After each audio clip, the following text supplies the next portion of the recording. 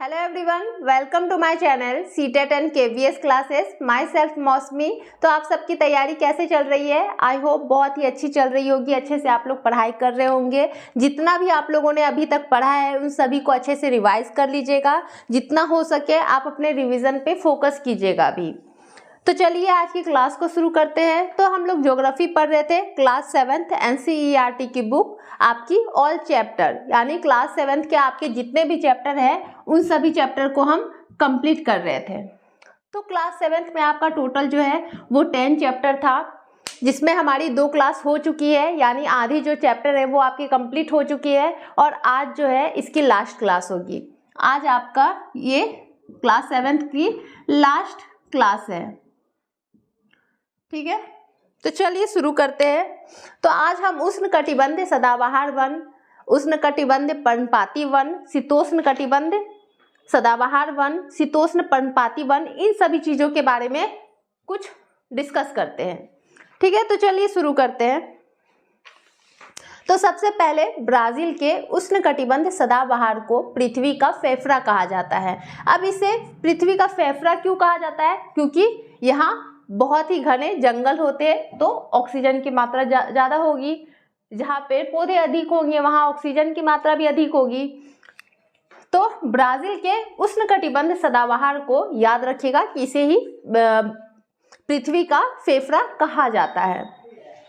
Next है उष्णकटिबंधीय सदाबहार वन को उष्णकटिबंधीय वर्षा वन भी कहा जाता है। अब जो आपका उष्णकटिबंधीय सदाबहार वन है इसे क्या कहा जाता है? उष्णकटिबंधीय वर्षा वन भी कहा जाता है। ये वन जो है भूमध्य रेखा और उष्णकटिबंध के आसपास पाए जाते हैं। कहाँ पाए जाते हैं आपके उष्णकटिबंधीय सदाबहार वन या फिर वर्षा वन? तो ये भूमध्य रेखा एवं उष्णकटिबंध के पास पाए जाते हैं। पूरे वर्ष जो है यहाँ अत्यधिक वर्षा होती है। अब उष्णकटिबंध सदाबहार वन यानी अत्यधिक पेड़ पौधे। अब जहाँ अत्यधिक पेड़ पौधे रहेंगे वहाँ पे बारिश अधिक होगी, बारिश जो है वहाँ ज़्यादा होगी और इसे ही उष्णकटिबंध वर्षा वन कहते हैं। जब वर्षा वन आपके जब इसी में दे दिया है, इसके नाम में ही वर्षा वन दे दिया है, इसका मतलब वर्षा वहाँ पे बहुत अधिक होती होगी। तो यहाँ के पेड़ कौन कौन से होते हैं? तो रोजवुड होते हैं, आवनुस, महोगनी होते हैं। अब ये जो रोजवुड है इसे शीशम कहा जाता है। रोजवुड जो है उसे शीशम का पेड़, और आवनुस और महोगनी। अब देखिए उष्णकटिबंध पर्णपाती वन या मानसूनी वन।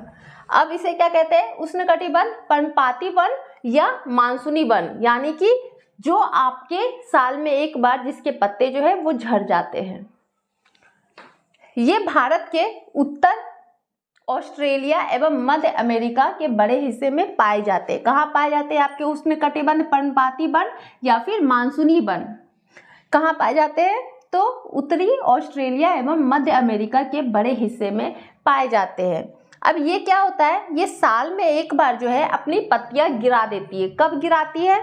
तो जब आपकी शीत ऋतु खत्म होती है, यानी आपकी जो ठंड है वो खत्म होती है, उसके बाद पेड़ पौधों के पत्ते जो है वो गिरने लगते हैं। अब आप लोग कुछ समय बाद देखोगे जैसे ठंड खत्म हो रही है तो सारे पेड़ पौधे की जो पत्तियां है वो झड़ना शुरू कर देती है और उसके जगह पे अब नई पत्तियां जो है वो निकलना शुरू कर देती है।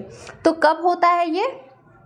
तो जैसे ही शीत ऋतु खत्म होने लगती है तो आपका पेड़ पौधे की जो पत्ती है वो गिरना शुरू कर देती है और उस स्थान पे नई पत्तियां निकलना शुरू कर देती है। अब इसके वृक्ष कौन कौन से होते हैं? तो साल होते हैं, सागवान होते हैं, नीम होते हैं और शीशम होते हैं। अब यहाँ पे यानी उष्णकटिबंध पर्णपाती वन में जो जानवर पाए जाते हैं वो कौन कौन से होते हैं? तो बाघ, शेर, हाथी, गोल्डन लंगूर और बंदर, ये यहाँ पे जानवर जो है ये सब पाए जाते हैं। क्लियर है? सुनिएगा फिर से। देखिए ब्राजील, अब आपसे पूछा जाएगा कि पृथ्वी का फेफड़ा जो है वो किसे कहा जाता है? तो ध्यान रखिएगा ब्राजील का उष्णकटिबंध सदाबहार वन। सदाबहार वन तो हमेशा याद रखिएगा, यानी कि अधिक मात्रा में पेड़ पौधे का होना। क्लियर है। तो उष्णकटिबंध सदाबहार को पृथ्वी का फेफड़ा कहा जाता है। कहाँ के? तो ब्राजील के। अब उष्णकटिबंध सदाबहार वन जो होते हैं उसे वर्षा वन भी कहते हैं। उष्णकटिबंध सदाबहार वन मतलब जैसे सदाबहार वन आएगा तो आप लोग समझ जाइएगा पेड़ पौधे अधिक होते हैं। क्लियर है। और उष्णकटिबंध है वैसे ही। और उष्णकटिबंध सदाबहार को वर्षा वन भी कहते हैं, यानी अधिक मात्रा में वहाँ क्या होता होगा? वहाँ बारिश होता होगा। जब बारिश अधिक मात्रा में हो रही है तब पेड़ पौधे अधिक होंगे। क्लियर है। अब शीतोष्ण या पर्णपाती उष्णकटिबंध पर्णपाती वन या मानसूनी वन। मानसूनी वन, पर्णपाती वन यानी वहाँ के पत्ते का झरना, पेड़ पौधे के जो पत्तियां हैं उनका झरना। तो क्या होगा? ये साल में एक बार होंगे जब पेड़ पौधे जो है अपनी पत्तियां जो है वो गिरा देती है। अब इसके पेड़ पौधे क्या नाम होंगे, याद कैसे रखोगे? तो नीम आप लोग देख रहे हो, शीशम देख रहे हो, आप लोग को कहीं भी देखने को मिल जाती है अपने घरों के आसपास भी। सागवान, साल, ये सब जो है नॉर्मल है, आपको देखने को आपके घर के पास भी मिल जाती है। क्लियर है। नेक्स्ट देखिए शीतोष्ण सदाबहार वन। अब शीतोष्ण सदाबहार वन कहाँ पाए जाते हैं, कहाँ स्थित है ये? तो मध्य अक्षांश के तट प्रदेश में स्थित है आपका शीतोष्ण। पहले हमने पढ़ा था उष्ण सदाबहार वन, अब है ये शीतोष्ण। तो ये मध्य अक्षांश के तट प्रदेश में स्थित है। ये सामान्यतः महाद्वीपों के पूर्वी किनारे पर स्थित होता है। कहाँ पे स्थित होता है शीतोष्ण सदाबहार वन? तो ये पूर्वी किनारों में, जो महाद्वीप होते हैं उसके पूर्वी किनारों में ये स्थित होता है, जैसे दक्षिण पूर्व अमेरिका और दक्षिण पूर्व ब्राजील। वृक्ष कौन कौन से होते हैं शीतोष्ण सदाबहार वन के? तो बाज होते हैं, बलूत होते हैं जिसे ओक भी कहते हैं, चीड़ होते हैं, यूकेलिप्टस जिसे नीलगिरी कहते हैं, ये पतली होती है और बहुत लंबी होती है। ठीक है। आपकी नीलगिरी की पौधे आप लोग देखोगे बहुत ही पतली होती है और बहुत ही लंबी होती है। क्लियर है। तो आप लोग को इसमें रखना, याद क्या रखना है?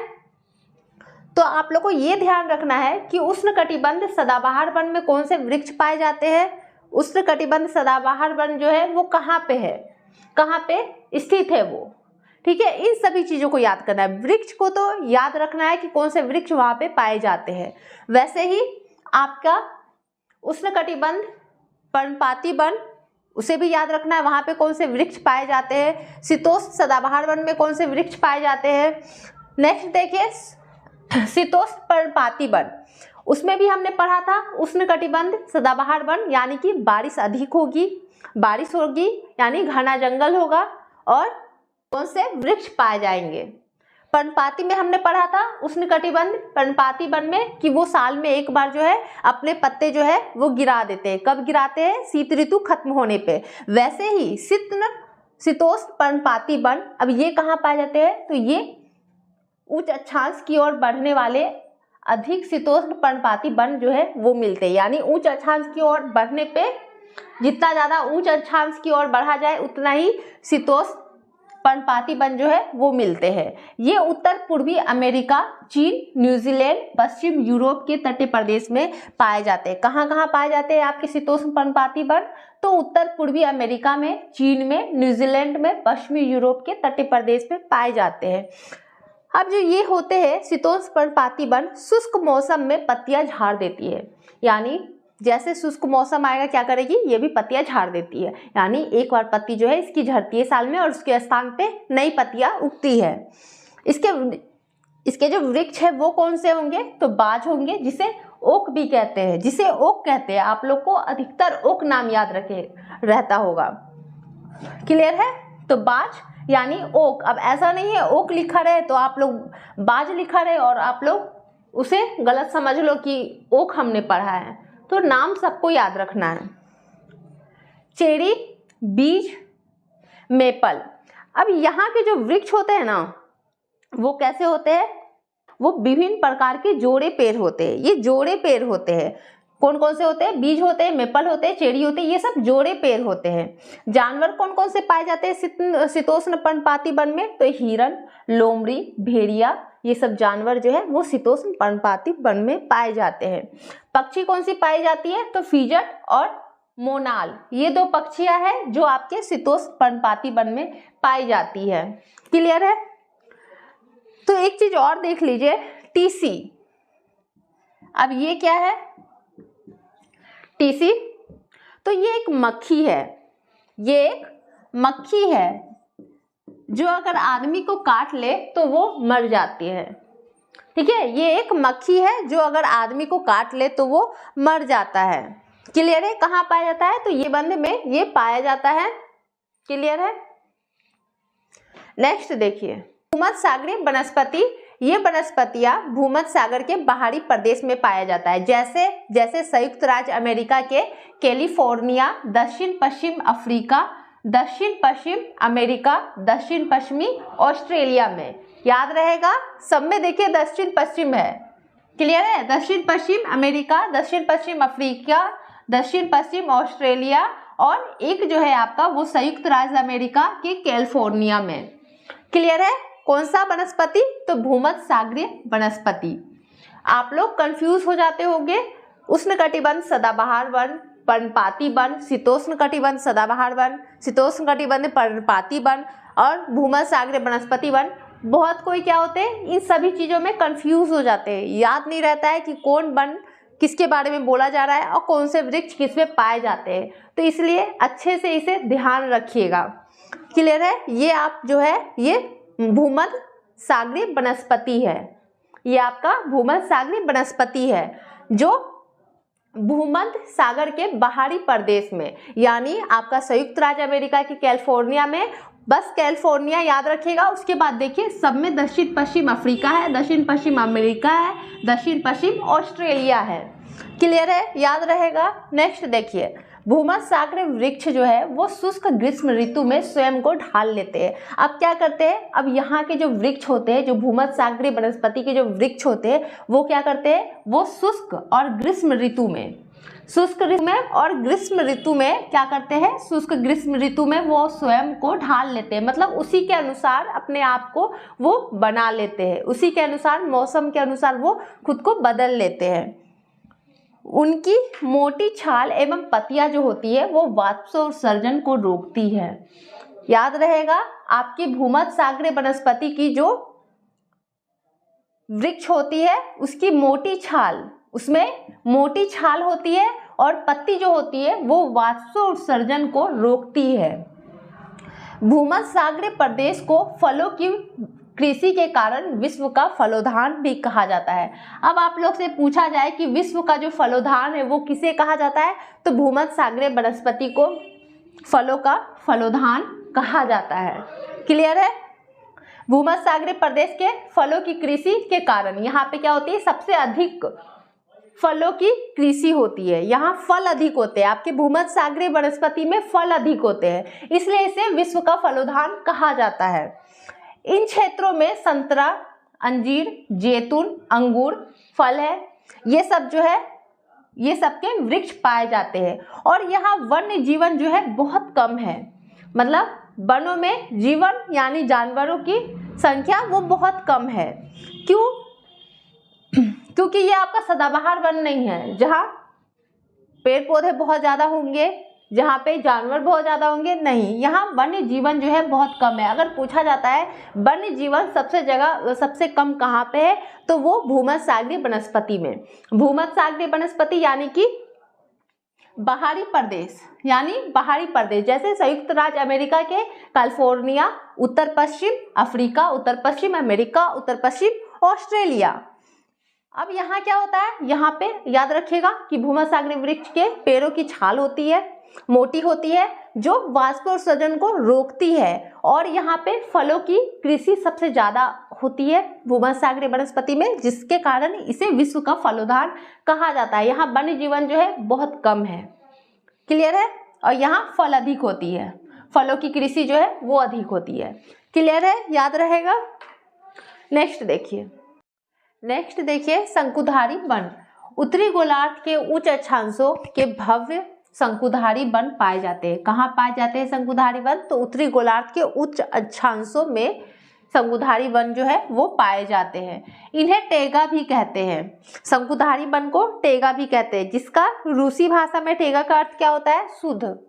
रूसी भाषा में टेगा को शुद्ध कहते हैं या अनछुआ कहते हैं, या अनछुआ। क्लियर है? तो शंकुधारी वन को टेगा भी कहते हैं, ध्यान रखिएगा। ये लंबे नरम काष्ठ वाले सदाबहार वृक्ष होते हैं। ये शंकुधारी वृक्ष जो होते हैं वो कैसे होते हैं? तो ये लंबे होते हैं। आप लोगों ने देखा होगा इस तरह के वृक्ष जो लंबे नरम काष्ठ वाले सदाबहार वृक्ष ये होते हैं। इन वृक्ष के काष्ठ का उपयोग लुगदी बनाने के लिए किया जाता है। क्या किया जाता है? इसके जो काष्ठ होते हैं इसका उपयोग लुगदी बनाने के लिए किया जाता है। अब लुगदी से क्या बनता है? तो जो सामान्य कागज हुए, अखबार हुए, वो बनाने के काम में आती है। शंकुधारी वन के जो वृक्ष होते हैं उन वृक्षों का उपयोग लुगदी बनाने में किया जाता है। अब लुगदी का उपयोग किस चीज में होता है? तो सामान्य आपके कागज बनाने में, अखबार बनाने में उसका उपयोग होता है। अब इसके जो नरम काष्ठ होते हैं उनका उपयोग माचिस, बक्से बनाने के लिए किया जाता है। अब शंकुधारी वन के जो वृक्ष के जो नरम काष्ठ होते हैं उनका उपयोग माचिस और बक्से बनाने में किया जाता है। इसके वृक्ष कौन कौन से होते हैं? तो चीड़ और देवदार। आप लोगों को पहले भी क्लास में बताया गया है कि चीड़ और देवदार जो है वो शंकुधारी वृक्ष है। जहां शंकुधारी वृक्ष आ जाए तो समझ लीजिएगा चीड़ और देवदार। क्लियर है? अब यहाँ जो जानवर है वो कौन से पाए जाते हैं? तो रजत लोमड़ी, ध्रुव भालू यहाँ के जानवर होते हैं। क्लियर है? जहां शंकुधारी वन आपका आए, वृक्ष आए, तो ये उत्तरी गोलार्ध के उच्च अक्षांश में भव्य शंकुधारी वन है जिसे टेगा भी कहते हैं। और इसके जो लंबे नर्म काष्ठ होते हैं ये नर्म काष्ठ वाले सदाबहार वृक्ष होते हैं। और इसके जो काष्ठ का उपयोग होता है उनका उपयोग लुगदी बनाने में किया जाता है। लुगदी का उपयोग कागज या फिर अखबार बनाने में किया जाता है। और इसके जो नरम काष्ठ होते हैं उनसे माचिस और बक्से, पेटियां जो है वो बनाई जाती है। वृक्ष कौन कौन से हैं? चीड़ और देवदार है। यहाँ पे जानवर कौन से पाए जाते हैं? तो रजत लोमड़ी और ध्रुव भालू यहाँ पाए जाते हैं। क्लियर है यहाँ तक? नेक्स्ट देखिए उष्णकटिबंध घास स्थल। अब क्या आया है? उष्णकटिबंध घास स्थल। पहले हमने पढ़ा था उष्णकटिबंध सदाबहार वन, फिर शीतोष्ण वन, घास स्थल। अब चलिए इसे समझते हैं। तो ये जो वन है ये भूमध्य रेखा के किसी भी तरफ उग जाते हैं, यानी ये एक घास स्थल है। यहाँ पे आप नाम से ही समझो कि ये घास स्थल है।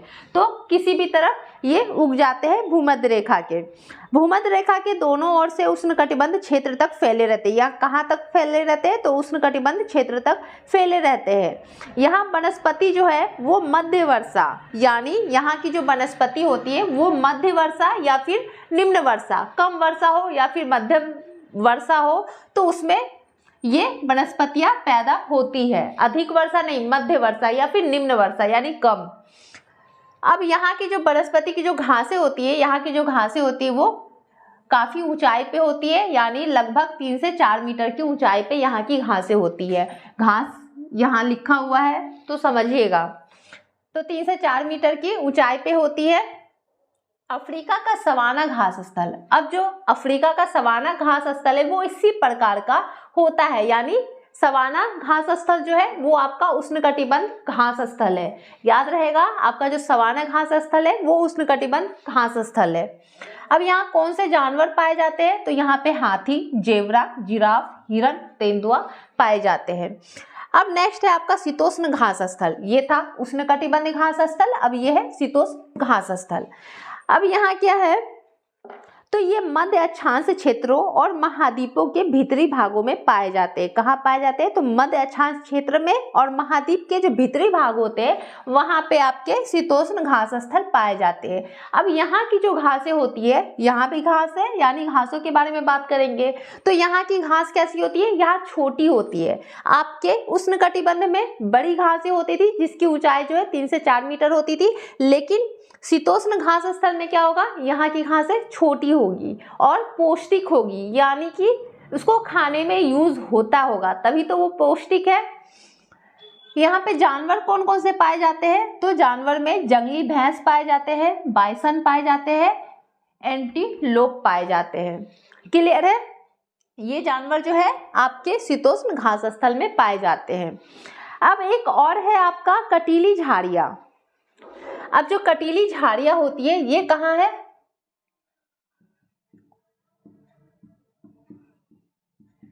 कटीली झाड़ियाँ। ये कहाँ है? तो ये आपके शुष्क रेगिस्तान जैसे प्रदेश में पाई जाती है। आपकी कटीली झाड़ियाँ कहाँ पाई जाती है? तो शुष्क रेगिस्तान जैसे प्रदेशों में पाई जाती है। ये उतना इम्पोर्टेंट नहीं है जितना आप लोगों को बताया गया है, ये सारा इम्पोर्टेंट है। तो इसमें ध्यान क्या आपको रखना है? तो सभी के वृक्ष, सब जगह पे कौन से वृक्ष पाए जाते हैं, इसे ध्यान रखना है। और नाम से समझने का कोशिश कीजिएगा कि वहां पे जैसे आपका उष्णकटिबंध सदाबहार वन में क्या था, बारिश अधिक होती थी। घास स्थल में क्या है, यहाँ बारिश मध्यम है। क्लियर है? नेक्स्ट देखिए, गर्म जलवायु वाले क्षेत्रों में मिट्टी के मोटी दीवार वाले घर पाए जाते हैं। क्या पाए जाते हैं? गर्म जलवायु जहाँ पे होती है उस क्षेत्रों में मिट्टी के मोटी दीवार वाले घर पाए जाते हैं। जहाँ मिट्टी की मोटी मोटी दीवारें बनाई जाती है वो क्यों पाई जाती है मोटी दीवार वाले? ताकि घर जो है वो ठंडा रह पाए। ठीक है, घर जो है उसका टेम्परेचर थोड़ा कम हो। स्वर्ण चतुर्भुज मार्ग जो है वो दिल्ली, मुंबई, चेन्नई और कोलकाता को जोड़ती है। कौन जोड़ती है? तो स्वर्ण चतुर्भुज मार्ग जो है वो दिल्ली को, मुंबई को, चेन्नई को और कोलकाता को, इन चारों को वो जोड़ती है। नेक्स्ट, विश्व का सबसे ऊंचा सड़क मार्ग। सबसे ऊंचा सड़क मार्ग कौन सा है? तो लेह राजमार्ग जो है वो सबसे ऊंचा सड़क मार्ग है। और विश्व का सबसे लंबा रेल मार्ग तो ट्रांस साइबेरियन जो है वो विश्व का सबसे लंबा रेल मार्ग है। क्लियर है? अमेजन बेसिन जो है वो विश्व का सबसे बड़ी नदी बेसिन है। अमेजन बेसिन विश्व की सबसे बड़ी नदी बेसिन है। प्रेयरी जो है ये घास का मैदान पश्चिम में रॉकी पर्वत और पूरब में ग्रेट लॉक से घिरा है। आपका प्रेयरी घास का मैदान जो है वो कहाँ? तो पश्चिम में वो रॉकी पर्वत और पूरब में ग्रेट लॉक से वो घिरा हुआ है आपका प्रेयरी का घास का मैदान। अब यहाँ जो है, यहाँ अमेरिका के मूल निवासी यानी रेड इंडियन का निवास स्थल है। यहाँ किसका निवास स्थल है? तो अमेरिका के जो मूल निवासी होते हैं रेड इंडियन, उनका ये निवास स्थल है। कौन? तो प्रेयरी घास का मैदान, अमेरिका के मूल निवासी रेड इंडियन का ये निवास स्थल है। क्लियर है? नेक्स्ट देखिए, चिनूक। चिनूक एक गर्म पवन है जो शीत ऋतु में बहती है तथा कम समय में ही तापमान को बढ़ा देती है। क्या होता है? चिनूक जो है ये एक तरह की गर्म पवन है, गर्म हवा है जो क्या करती है? शीत ऋतु में ही बहती है। ये शीत ऋतु में बहती है, गर्म हवा है लेकिन बहती कब है? शीत ऋतु में। इसमें एक खासियत क्या है? ये कम समय में ही तापमान जो है उसे बढ़ा देती है। यानी कि शीत ऋतु में बहेगी तो क्या होगा? जल्दी टेम्परेचर को बढ़ाएगी और गर्मी होने लगेगी। क्लियर है? तो चिनूक याद रखिएगा कि ये एक गर्म पवन है जो शीत ऋतु में बहती है। वेल्ट क्या है? तो वेल्ट जो है वो दक्षिण अफ्रीका के शीतोष्ण घास स्थल को बेल्ट कहते हैं। बेल्ट किसे कहते हैं? जो दक्षिण अफ्रीका के शीतोष्ण घास स्थल है, शीतोष्ण घास स्थल है, उसे बेल्ट कहते हैं। अब यहाँ जो है ना लाल घास वेल्ट की झाड़ियों में पैदा होती है, लाल घास होती है। अभी तक आप लोगों ने हरे घास सुनी होंगे, लेकिन यहाँ पे जो है वेल्ट की जो झाड़ियाँ होती है वहाँ पे लाल घास पैदा होती है। कहाँ पे लाल घास पैदा होती है? तो वेल्ट की झाड़ियों में। वेल्ट क्या है? तो ये शीतोष्ण घास स्थल एक मैदान है। वेल्ट जो है, अब यहाँ के पशु क्या होते हैं? तो यहाँ पे पशुपालन और खनन के लिए प्रसिद्ध है। वेल्ट जो होता है वो पशुपालन और खनन के लिए प्रसिद्ध होता है। अब यहाँ के जानवर जो होते हैं वो कौन होते हैं? तो शेर, तेंदुआ, चीता, ये सब यहाँ के प्रमुख जानवर होते हैं। नेक्स्ट है सहारा का रेगिस्तान। सभी को पता है विश्व का सबसे बड़ा रेगिस्तान सहारा का रेगिस्तान है। अब यहाँ क्या होता है? ये 11 देशों से घिरा हुआ है। कौन कौन से देश से घिरा हुआ है सहारा का रेगिस्तान? तो वो है अल्जीरिया, चाद, मोरिटानिया, मिस्र, लीबिया, माली, मोरक्को, नाइजर, सूडान, ट्यूनीशिया, पश्चिम सहारा। ये सारे देश है जिनसे सहारा का जो रेगिस्तान है वो घिरा हुआ है। क्लियर है। अब जो सहारा का रेगिस्तान है वहाँ की जो जलवायु होती है वो अत्यधिक गर्म एवं शुष्क होती है। सहारा का मतलब ही अत्यधिक गर्म और शुष्क वहाँ की जलवायु होगी। अब यहाँ पे जो है वर्षा ऋतु अल्पकाल के लिए होता है, यानी वर्षा जो होता है वो कुछ समय के लिए होता है। यहाँ वर्षा कुछ समय के लिए होता है, अधिक वर्षा जो है यहाँ पे नहीं होती है। क्लियर है यहाँ तक। यहाँ के जो वृक्ष होते हैं, जो वनस्पति होती है उसमें कैक्टस हो गए, खजूर हुए, वो सब यहाँ पे ज़्यादा उगते हैं। क्लियर है। क्यों? क्योंकि इन सभी को पानी की जरूरत कम है, कम पानी में ये लोग जो है वो उग जाते हैं। आपका जो चैप्टर 7 है वो कंप्लीट हो गया है। तो वीडियो पसंद आई हो तो वीडियो को लाइक, शेयर और चैनल को सब्सक्राइब जरूर कर दीजिएगा। और हम लोग आगे अब जो चैप्टर 8 है उसे भी हम किसी दिन कंप्लीट कर लेंगे। Thank you.